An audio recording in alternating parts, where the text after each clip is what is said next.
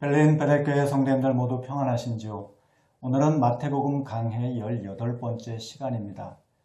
오늘 말씀은 지난 시간에 이어서 예수님께서 제자들에게 전도 여행을 보내시면서 하셨던 말씀들 가운데 일부 내용으로 되어 있습니다. 예수님께서 제자들에게 전도 여행을 보내신 것은 이제 곧 예수님께서 하늘로 승천하시게 되면 제자들이 예수님께서 하셨던 일들을 대신 해야 됐기 때문에 제자들을 미리 훈련하시고자 하는 목적이 있었죠. 그런데 34절에 보시면 제자들이 복음을 전하고 사람들이 복음을 받아들이는 일과 관련해서 예수님께서 이런 말씀을 하셨습니다. 내가 세상에 화평을 주러 온 줄로 생각하지 말라. 화평이 아니요 검을 주러 왔노라. 검은 사람이 누군가와 싸울 때 사용하는 무기입니다. 그래서 예수님께서 세상에 검을 주려고 오셨다는 말씀은 사람이 예수님을 믿고 복음을 받아들이게 되면 누군가와 싸움이 일어나게 될 것이라는 의미가 담겨져 있죠. 같은 말씀을 기록하고 있는 누가복음 12장 51절부터 53절까지 보시면 이 검이라는 대신에 분쟁이라는 단어가 기록이 되어 있는데요. 그런데 이 분쟁이라는 단어도 보면 검과 마찬가지로 사람이 예수님을 믿게 되면 다른 누군가와 다투고 싸움이 일어나게 될 것이라는 사실을 보여주고 있습니다. 이어서 35절과 36절에도 보시면 예수님께서 같은 말씀을 하셨습니다. 내가 온 것은 사람이 그 아버지와 딸이 어머니와 며느리가 시어머니와 불화하게 하려 함이니 사람의 원수가 자기 집안 식구리라. 사람이 살다 보면 가족들 간에도 얼마든지 다툼과 싸움이 일어날 때가 있죠. 그러나 가족들끼리는 싸우고 나서도 금세 다시 화해를 합니다. 왜냐하면 가족은 남이 아니기 때문에 그런 것이죠.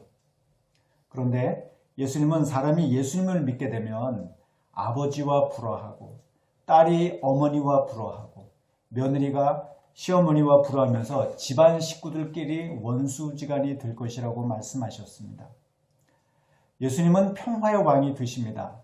예수님께서 이 땅에 오셔서 십자가에 달려 죽으신 것도 보면 예수님께서 그 십자가 죽음을 통해서 하나님과 우리의 그 원수 관계가 되었던 것들을 다시 평화의 관계로 회복시켜 주시기 위해서 십자가 죽음의 형벌을 당하신 것이죠.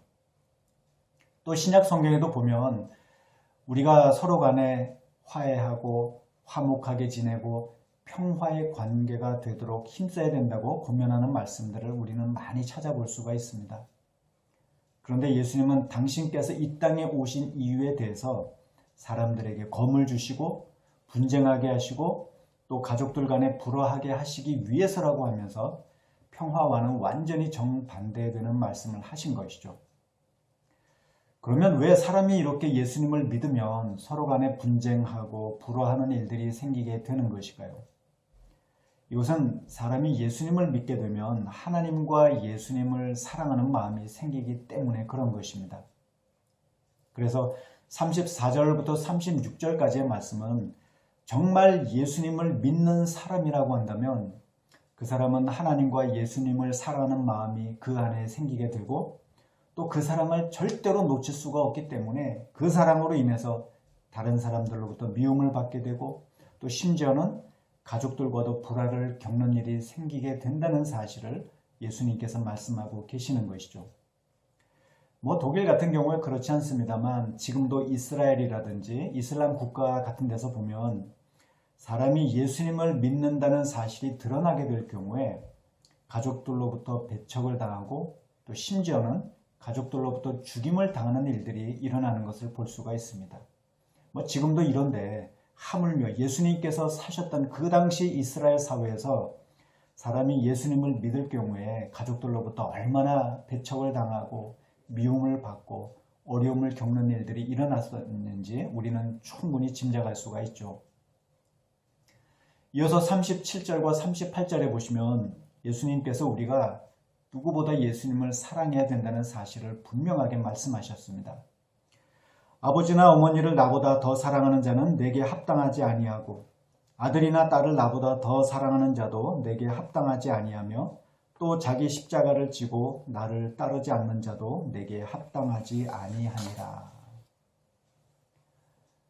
예수님은 우리가 아버지나 어머니보다 예수님을 더 사랑해야 되고 우리 자식들보다 예수님을 더 사랑해야 되고 또 심지어는 우리 목숨보다도 예수님을 더 사랑해야 된다고 말씀하셨습니다. 그런데 예수님은 이 말씀을 하시면서 부정적인 어법을 동원해서 말씀하셨습니다. 그래서 예수님은 아버지나 어머니나 자식들이나 또 심지어는 우리 자신보다도 예수님을 더 사랑해야 된다 이렇게 말씀하시지를 않고 반대로 예수님보다 부모나 자식이나 또 자기 자신을 더 사랑하는 사람은 예수님께 합당하지 않다고 하시면서 부정적인 어법으로 말씀을 하신 것이죠. 또 예수님은 합당하지 않다는 말씀을 무려 3번이나 반복하셨습니다. 이것은 그만큼 우리가 누구보다 예수님을 더 사랑하는 마음이 있어야 된다는 사실을 예수님께서 강조하시면서 말씀을 하신 것입니다. 또 같은 내용으로 되어 있는 누가복음 14장 26절과 27절에 보시면 이렇게 되어 있습니다. 무릇 내게 오는 자가 자기 부모와 처자와 형제와 자매와 더욱이 자기 목숨까지 미워하지 아니하면 능히 내 제자가 되지 못하고 누구든지 자기 십자가를 지고 나를 따르지 않는 자도 능히 내 제자가 되지 못하리라. 여기도 보시면 예수님께서 사람이 자기 부모와 처자와 형제와 자녀와 자기 목숨까지 미워하지 아니하면, 다시 얘기해서 예수님보다 부모와 처자와 자식들과 자기 목숨을 더 사랑하는 사람은 능히 예수님의 제자가 되지 못한다고 하시면서 부정적인 어법을 사용하셔서 말씀하셨습니다. 또 예수님은 능히 내 제자가 되지 못한다는 말씀을 2번이나 반복하셨죠. 그런데 예수님께서 합당하지 않다는 말씀이나 또 능히 예수님의 제자가 되지 못한다는 말씀은 단지 우리가 예수님의 제자답게 살지 못한다는 그런 정도의 의미만이 아니라 우리가 구원을 받지 못할 수도 있다는 의미가 이 말씀 속에 담겨져 있습니다. 그 분명한 사실을 우리는 39절 말씀에서 발견할 수가 있죠. 자기 목숨을 얻는 자는 잃을 것이요 나를 위하여 자기 목숨을 잃는 자는 얻으리라.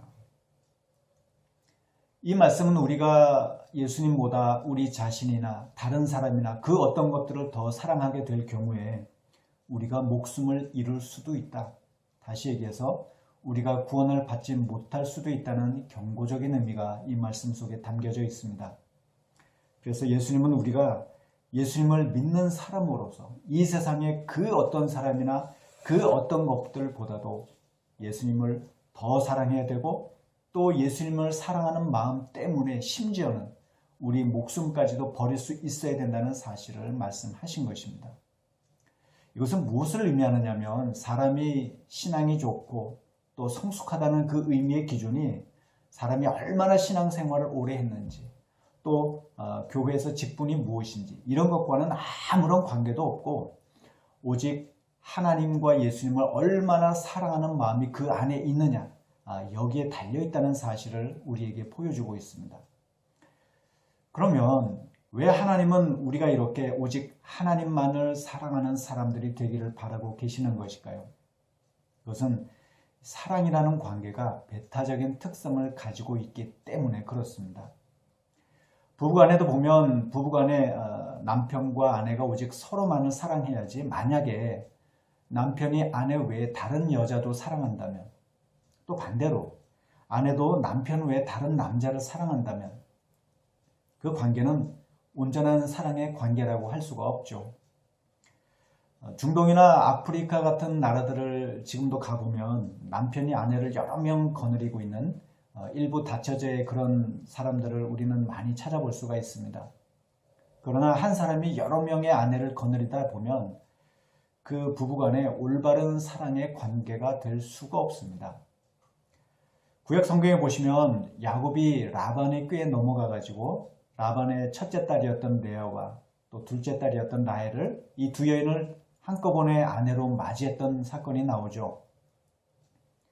그런데 성경에 보면 레아와 라헬 두 여인이 남편 야곱의 사랑을 차지하기 위해서 서로 막 질투를 하고 시샘을 벌이고 또 자식을 낳기 위해서 서로 경쟁했던 사실을 우리는 성경에서 찾아볼 수가 있습니다. 또 사무엘상 1장에도 보시면 엘가나라고 하는 그 레위 사람이 브닌나와 한나 두 여인을 아내로 맞았던 사실을 볼 수가 있는데요. 그런데 엘가나가 한나를 더 사랑하다 보니까 브닌나가 질투가 생겨가지고 한나를 괴롭히면서 힘들게 했던 사실도 우리는 성경에서 찾아볼 수가 있죠. 그래서 이런 사실만 보더라도 이 진정한 사랑의 관계는 배타적일 수밖에 없다는 사실을 우리는 알 수가 있습니다. 그리고 이것은 하나님과 우리와의 관계에서도 마찬가지인 것입니다. 출애굽기 20장에 보시면 하나님께서 모세에게 십계명을 말씀하신 내용이 나오는데요. 하나님은 십계명 가운데 두 번째 계명으로 하나님 외에 그 어떤 것도 우상을 만들지 말고 그것들을 섬기지 말라고 말씀하셨습니다. 그런데 출애굽기 20장 5절에 보시면 하나님께서 두 번째 계명과 관련해서 이런 말씀을 하셨습니다.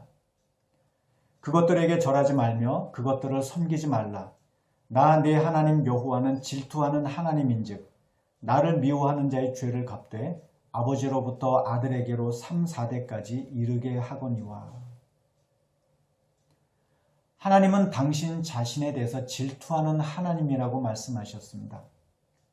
다시 얘기해서 사람들이 우상을 만들고 섬길 때 하나님께서 그런 사람들을 보시면서 질투를 느끼신다고 말씀하신 것이죠. 또 하나님은 우상을 섬기는 사람들에 대해서 하나님을 미워하는 사람으로 간주하시겠다고 하시면서 그 사람들의 죄를 3, 4대 이르도록 갚으시겠다고까지 말씀하셨습니다.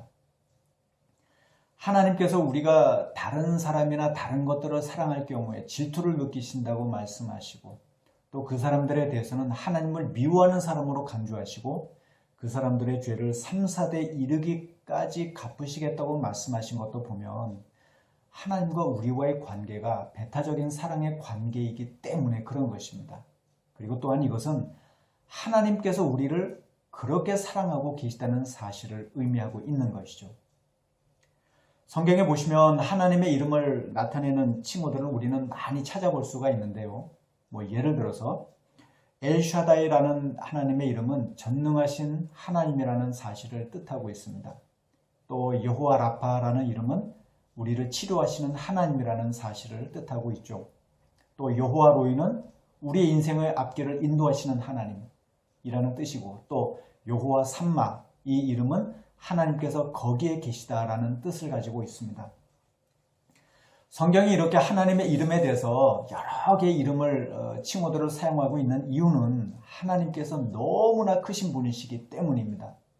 그래서 한두 개의 이름만 가지고서는 하나님이 어떤 분이신지 다 표현하고 다 설명할 수가 없기 때문에 성경에서 이렇게 여러 이름과 여러 호칭들을 동원해서 하나님이 어떤 분이신지 하나님의 속성을 우리에게 보여주고 있는 것이죠.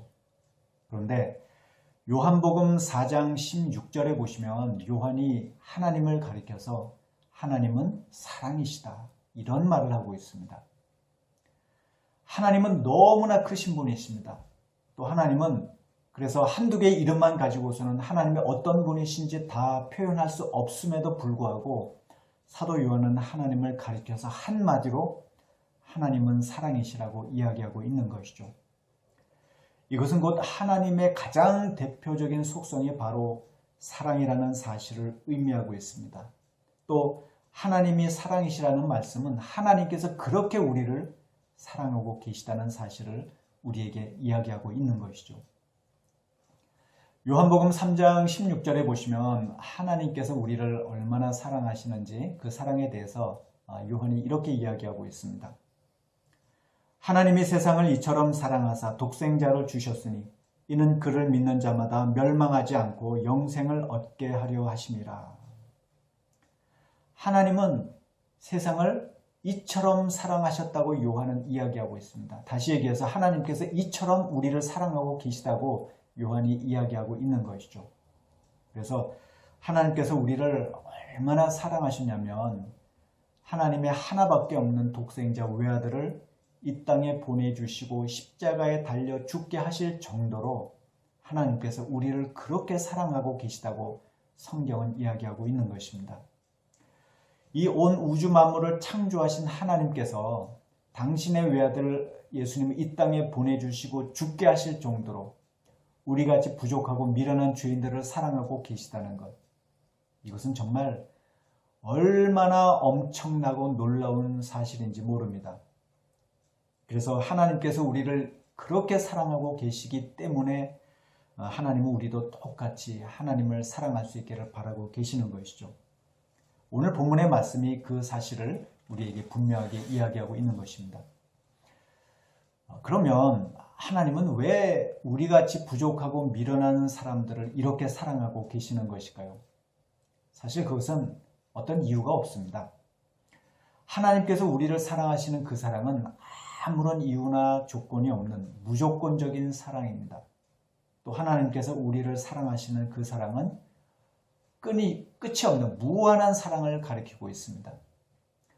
부모가 자식을 사랑하는 것도 보면 무슨 이유가 있어서 자식을 사랑하는 것이 아니죠. 부모된 사람이라면 아무런 이유나 조건 없이 무조건 자식을 사랑하게 되어 있습니다. 사람들이 흔히 하는 말 중에 내리사랑이라는 말이 있죠.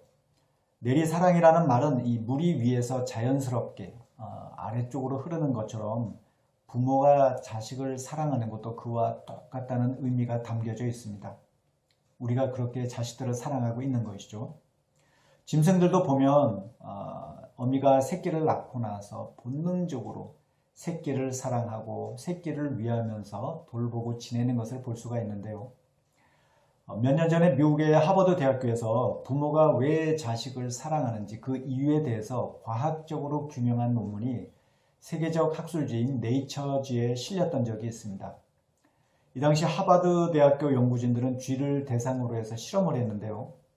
모든 짐승들이 다 그렇지만 이 쥐라는 동물도 보면 새끼들을 낳고 나서 어미가 새끼들한테 젖을 먹이고 새끼들을 돌보면서 지냅니다. 그런데 연구진이 그 어미 쥐의 뇌를 갈라서 보니까 다른 일반 쥐들과 다르게 그 뇌 시상하부에서 갈란이라는 물질이 나오는 것을 발견을 했습니다. 그래서 연구진이 다른 일반 쥐들한테도 이 갈란이라는 물질을 인위적으로 활성화시켜 봤습니다. 그랬더니 다른 쥐들도 공격성이 줄어들고 새끼들을 보듬는 행동을 보였다고 합니다. 이것은 무엇을 의미하느냐면 짐승들도 어미가 되면 자동적으로 이 뇌에서 갈라닌이라고 하는 사랑의 물질이, 사랑의 호르몬이 나오는 것처럼 부모된 사람이라면 자식을 사랑하는 것이 본능적이라는 사실을 우리에게 보여주고 있습니다. 우리가 그렇게 자식들을 사랑하고 있는 것이죠. 그리고 또한 하나님도 존재 자체가 사랑이시기 때문에 하나님께서 자녀된 우리들을 그렇게 무조건적으로 사랑하고 계시는 것입니다. 그 분명한 증거가 바로 십자가 사건이죠. 하나님께서 우리를 사랑하신다고 말로만 말씀하시면 사람들이 그 사랑을 모를까 봐 하나님께서 예수님을 십자가에 달려 죽게 하시고 우리를 구원하신 것이죠. 그래서 로마서 5장 8절에 보시면 바울이 이런 말을 하고 있습니다. 우리가 아직 죄인 되었을 때 그리스도께서 우리를 위하여 죽으심으로 하나님께서 우리에 대한 자기 사랑을 확증하셨느니라. 이 세상에 죄인 된 사람을 위해서 자기 목숨을 대신 내어줄 수 있는 사람은 아무도 없습니다. 그런데 예수님께서 죄인 된 우리들을 위해서 그 무서운 십자가 죽음의 형벌을 대신 당하시고 우리를 구원해 주셨습니다. 그래서 하나님께서 이 십자가 사건을 통해서 우리에게 봐라, 내가 너희를 이렇게 사랑하고 있지 않니? 그러시면서 당신의 사랑을 우리한테 호소하시고 또 우리도 그렇게 하나님을 사랑하기를 바라고 계시는 것이죠. 왜 하나님께서 우리가 제일 먼저 하나님을 사랑할 수 있기를 바라고 계시느냐면 우리가 하나님을 사랑하는 마음이 있을 때 무엇보다 우리 마음에 기쁨과 행복이 넘치기 때문에 그렇습니다. 세상이 주는 기쁨들도 많이 있죠. 우리가 맛있는 음식 사 먹고 예쁜 옷 사고 또 필요한 것들을 구입하고 우리가 좋아하는 일을 할 때 우리는 이런 일들을 통해서도 기쁨을 느낍니다. 그러나 세상이 주는 기쁨은 잠시 동안일 뿐이고 그런 기쁨은 그리 오래 가지 못하죠. 그러나 하나님께서 우리에게 주시는 기쁨은 세상에 주는 기쁨과 비교할 수 없을 정도로 깊고 풍성하고 또 그 기쁨은 영원한 기쁨입니다. 그래서 우리가 하나님을 사랑하는 마음이 있을 때 우리 안에 감사와 기쁨이 넘치게 되고 또 그 사랑으로 인해서 우리 안에 감사의 눈물도 흐르게 되는 것이죠. 또 뿐만 아니라 우리가 하나님을 사랑할 때 우리는 하나님의 말씀을 따라 살고자 하는 영적인 욕구도 생기게 됩니다. 38절에 보시면 예수님께서 자기 십자가를 지고 나를 따르지 않는 자도 내게 합당하지 않다고 말씀하셨는데요. 여기서 자기 십자가를 지고 예수님을 따른다는 것은 곧 우리가 우리 안에 있는 모든 죄된 본성들을 십자가에 못 박고 하나님의 말씀을 따라 살도록 힘써야 된다는 사실을 뜻하고 있죠. 그러나 말이 그렇지 우리가 우리 안에 있는 이 죄악된 본성들을 죽인다는 것이 결코 쉬운 일이 아닙니다. 우리도 보면 하나님의 뜻이 무엇인지 몰라서 우리가 그 뜻대로 살지 못할 때도 종종 있지만 그러나 우리는 하나님의 뜻이 무엇인지 알면서도 그렇게 살지 못할 때가 너무나 많은 그런 연약한 존재들입니다. 우리가 그런 수준밖에 되지 못하는 사람들이죠. 그런데 우리가 하나님을 사랑하는 마음이 우리 안에 있을 때 우리는 기꺼이 우리 자신을 십자가에 못 박고 하나님의 뜻을 따라서 살고자 하는 거룩한 욕구들이 생기게 되는 것입니다. 39절도 같은 의미의 말씀입니다. 예수님은 자기 목숨을 얻는 자는 잃을 것이요 나를 위하여 자기 목숨을 잃는 자는 얻을 것이라고 말씀하셨는데요. 이 세상에 자기 목숨보다 더 귀중한 것은 없습니다. 그런데 우리가 하나님을 사랑하고 예수님을 사랑하는 마음이 있을 때 우리는 기꺼이 우리 자신의 목숨까지도 버릴 수가 있게 되는 것이죠. 사도행전 7장에 보시면 초대교회에서 스데반 집사가 처음으로 순교를 당했던 사건이 나옵니다. 이때 유대인들은 소리를 지르면서 스데반 집사를 끌고 그 예루살렘 성 밖으로 끌고 나가서 돌로 쳐서 스데반 집사를 죽였는데요. 그런데 그때 스데반 집사가 하늘이 열리면서 하나님의 영광과 또 예수님께서 하나님 우편에 서 계신 것을 자기 눈으로 직접 목격을 하게 되죠. 성경에 보시면 예수님께서 하나님 우편에 앉아 계신다는 말씀을 우리는 많이 찾아볼 수가 있습니다. 그런데 예수님께서 하나님 우편에 서 계시다고 기록된 말씀은 스데반 집사가 순교를 당할 때 밖에는 없습니다. 이것은 스데반 집사가 하나님과 예수님을 사랑하는 마음으로 기꺼이 자기 목숨까지 내어버릴 때 예수님께서 그런 스데반을 보시면서 도저히 그 자리에 앉아 계실 수가 없을 정도로 마음의 감동을 받으셨다는 사실을 우리에게 보여주고 있는 것이죠. 그래서 우리는 오직 하나님만을 사랑하는 사람들이 되도록 힘써야 됩니다.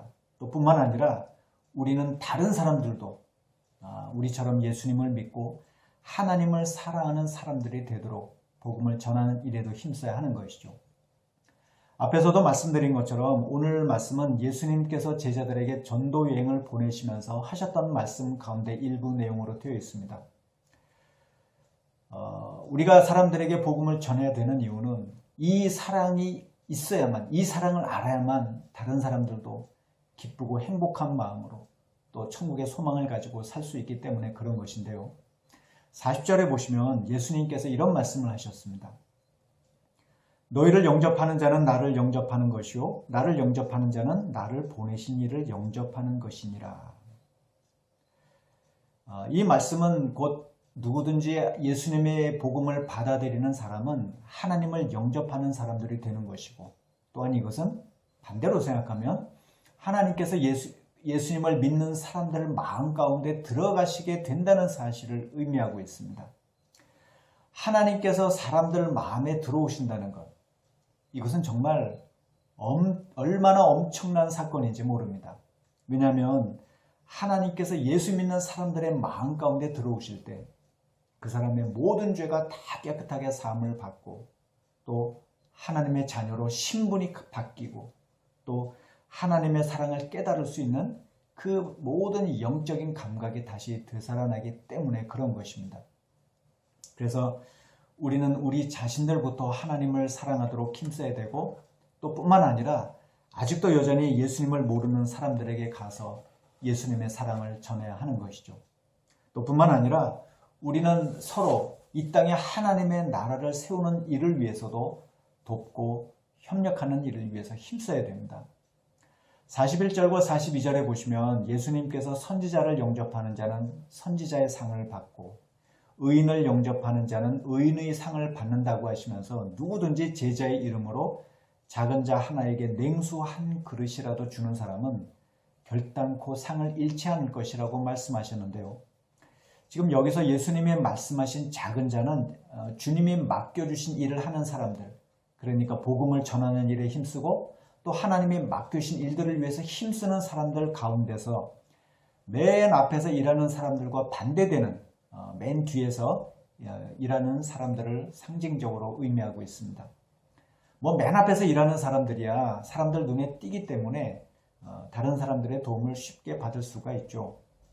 그러나 맨 뒤에서 보이지 않게 일하는 사람들은 눈에 잘 띄지 않기 때문에 다른 사람들의 도움을 받기가 쉽지가 않습니다. 그런데 비록 눈에 띄지 않게 일하는 사람들이라 하더라도 우리가 그 사람들에 대해서 주님의 일을 하는 사람들이라고 생각하고 냉수 한 그릇이라도 대접할 때 하나님께서 그런 우리들에 대해서 기뻐하시고 상을 내려주신다고 예수님께서 말씀을 하신 것입니다. 이것은 곧 우리가 주의 일을 하는 사람들과 함께 그 사람이 앞에서 일하는 사람이든 뒤에서 일하는 사람이든 관계없이 우리가 서로 함께 협력하면서 이 땅에 하나님의 나라를 세우기 위해서 힘쓸 때 하나님께서 기뻐하시고 상을 베풀어 주신다는 사실을 의미하고 있는 것이죠. 이 얘기는 곧 하나님께서 우리가 서로 함께 협력해서 이 땅에 하나님의 나라가 세워지도록 힘써야 된다는 사실을 우리에게 보여주고 있는 것이죠. 그렇게 해서 우리는 서로 함께 협력하면서 이 땅에 하나님의 나라를 세워가야 하는 것입니다. 사랑하는 성도 여러분, 저는 하나님께서 우리같이 부족하고 미련한 사람들을 얼마나 사랑하고 계시는지 그 사실을 기억하고 그 사랑으로 인해서 진심으로 감사하고 기뻐할 수 있기를 바랍니다. 그래서 우리도 그 어떤 사람보다 그 어떤 것들보다 하나님과 예수님을 더욱더 사랑하고 또 아직도 예수님의 사랑을 모르는 사람들에게 가서 그 예수님의 사랑을 전하고 또 우리가 다 같이 함께 협력하면서 이 땅에 하나님의 나라를 세워나가는 일에 힘쓰는 하나님 나라의 동역자들이 다 될 수 있기를 이 시간 주의 이름으로 축원드립니다.